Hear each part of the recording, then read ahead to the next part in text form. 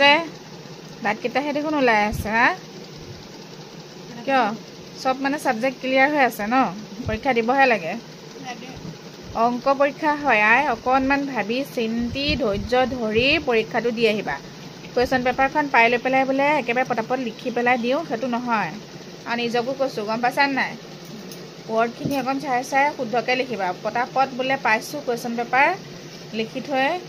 আহোঁ সেইটো নহয় আৰু লিখি কৰি লৈ যিখিনি সময় পাওঁ সেইখিনি সময়ত এই বহীখন অকণ চাবা অংক যিহে আহে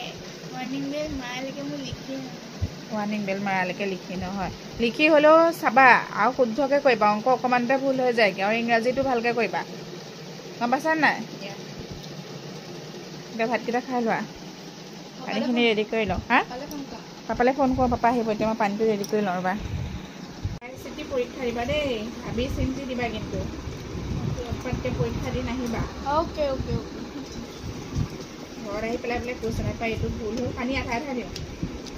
হা ফুল এইটো কাৰ মুনৰ হাতখন দাঙি দিছে বচ্চাকেইটাৰ লগত সদায় খেলি মেলি হয় আধা দিয়া